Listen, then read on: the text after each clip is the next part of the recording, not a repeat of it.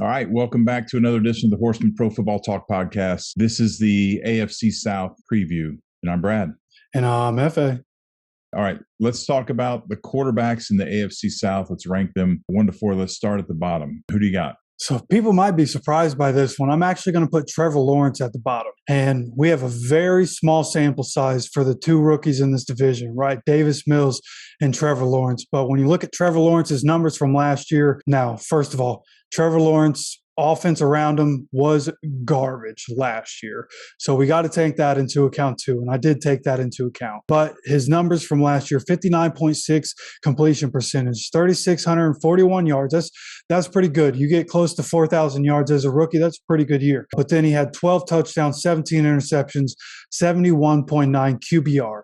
And those numbers, again, with the team around him, not completely on him, that it was such a bad season in that regard. I expect that to get better with what the Jags did this year. But because of what we saw, I had to put Trevor Lawrence at the bottom. There's really not a whole lot to go on.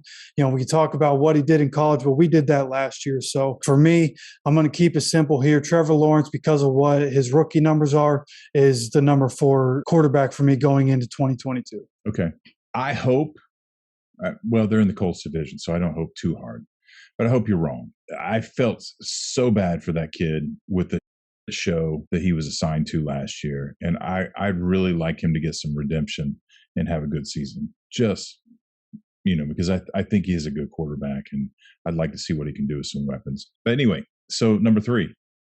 All right, going up to number 3, that's going to be the other second-year quarterback, Davis Mills, and I put him above Trevor Lawrence because when you look at his numbers, he only played 13 games last year, so not the whole season, but his numbers were 66.8 completion percentage, 2,664 yards, 16 touchdowns, 10 interceptions, 88.8 quarterback rating.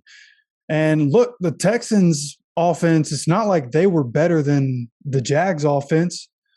It's not like Davis Mills came in as a highly touted number 1 overall draft pick like Trevor Lawrence, but the numbers that he put up were very surprising to me. Honestly, when I looked at it, I knew Davis Mills was solid, but when I really looked at the numbers, I was surprised by it.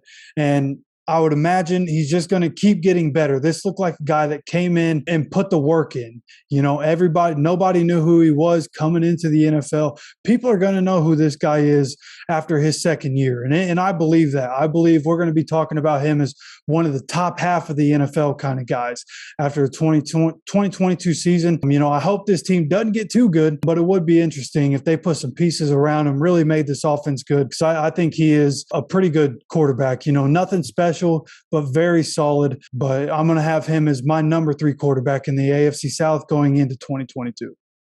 And we don't want them too good. We just want them good enough to beat the Titans twice. Yeah, exactly.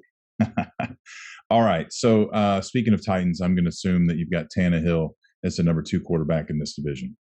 Yep, number 2 quarterback, and unfortunately, if 2021 didn't end up the way it was for him, I might say that he's the best quarterback in this division, but it was a big downturn from what we had seen over his first year and a half as a starter, and that culminates with the 4 interception game in the playoffs at home when you were the 1 seed, and everybody said that you guys were going to be a problem for everybody, and they crumbled in the playoffs, and that's largely on the back of Ryan Tannehill with the 4 interceptions. So, I had to knock him down a peg. I still think Ryan Tannehill can be solid. It largely depends on can Robert Woods come back. He's in his 30s now, 31 years old, coming off an ACL injury. Can he come back and be anything like he was before? Because they need him to be. They drafted Treylon Burks to fill the A.J. Brown role, but without A.J. Brown, what can he really do? A.J. Brown is a special receiver. Can Treylon Burks be special, especially in his rookie year? I don't think so. There aren't a whole lot of people that do. So for me, Tannehill had to take a step back. For me, he's the second best quarterback going into this year. And I would expect maybe both of the second-year quarterbacks to knock him down after the 2022 season. So, and we've had a lot of talks about this. I'm a Tannehill fan to an extent. Adam Gase really shit on him in Miami. I was glad to see him go to Tennessee and be able to kind of get some validation that he is a good quarterback and he does belong in this league. But I have to agree with you here. I think the two younger quarterbacks don't have the numbers to be ahead of him. He's certainly not in Matt Ryan's classification, and the best years might be behind him. We might have seen that. Not that he can't produce, and the Titans won't win. I'm not saying that at all.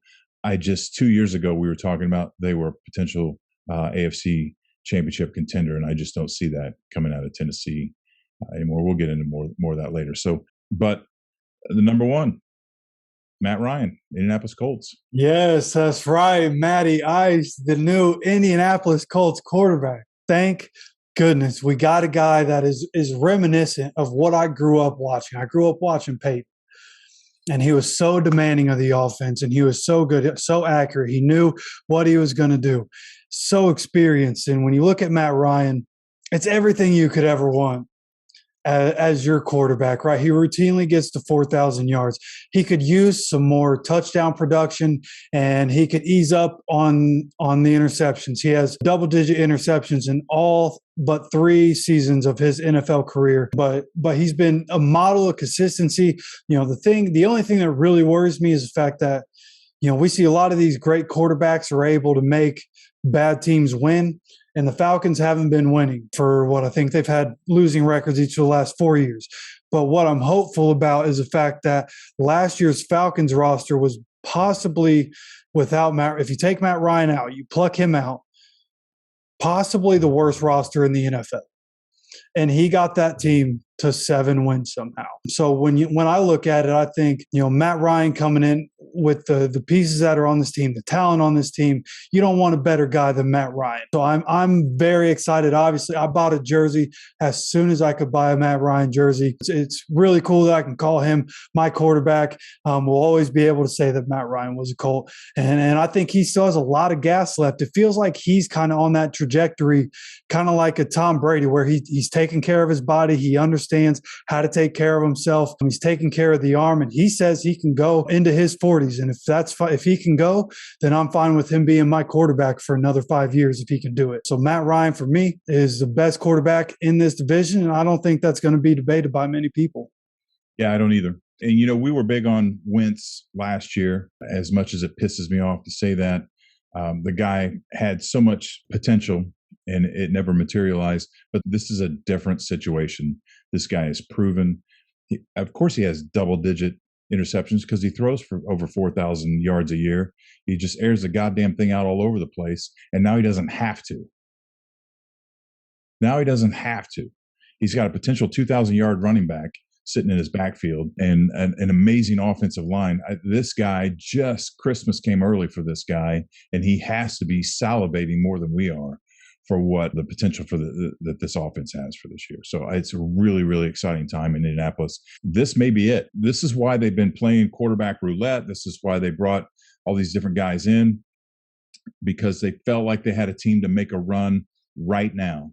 And they've continued to hold that up, and finally brought in a guy that is proven that he can run this ship. And they could make a run all the way to the end this year. They really could. They could have done it last year had Wentz done what he's capable of doing. Obviously, that's water under the bridge. But Matt Ryan just may be that guy, and he may get a chance. Do you think Ryan wants to see Brady in the Super Bowl? That'd be interesting, wouldn't it? I could see it. It's unfortunate that, this Colts roster is so good right now, when the rest, there are like 13 teams in the AFC that I wouldn't be surprised if they won a Super Bowl. Yeah. But the good news when we talk about Matt Ryan in the Super Bowl, and I'll flash these graphics up for the people to see as we're talking about it, something I wanted to hit on with Matt Ryan before we stop talking about him. Because if you remember, Tom Brady 2 years ago left the Patriots, went to Tampa Bay, right? Tom Brady in his final season with the Patriots had 60.8 completion percentage, 24 touchdowns, 8 interceptions, and an 88 passer rating. Matt Ryan in his final season with the Falcons had 67% completion percentage, 20-12 touchdown interception, and a 90.4 passer rating. So a little give and take there between them. But overall, Matt Ryan, I would say, probably had the better year with his terrible team than Tom Brady did with the Patriots. Then you look at the other quarterback that left his team just a year ago, went to a new team, won a Super Bowl with the new team. He was 5-11, 64.2 completion percentage, 26. This graphic says pass yards per game, but it is their touchdown to interception ratio. Matthew Stafford was 26-10 and a 96.3. So Matthew Stafford actually kind of balled out, just didn't win games. So I'll flash these up for the people to see as we're talking about it. But I just wanted to mention that because the last 2 seasons, a quarterback has left the team, went to a new team that was stacked with talent, and won a Super Bowl. Matt Ryan put up similar numbers as those guys. Going to a new team, feeling that revitalization, got a bunch of talent. The Colts had the most Pro Bowl players in 2021. They got even more stacked. I think Matt Ryan's the guy to lead this ship. Yeah, I don't want to beat this horse to death, but I agree with you. For people who paid attention, there were a couple losses they had last year that they very easily could have won and should have won. There are a lot of good teams in the AFC, like you just said. But if there's one team, if all the teams fired on all cylinders, if all your AFC teams fired on all cylinders to the best of their potential, this is your AFC representative right here. I believe that with everything I have.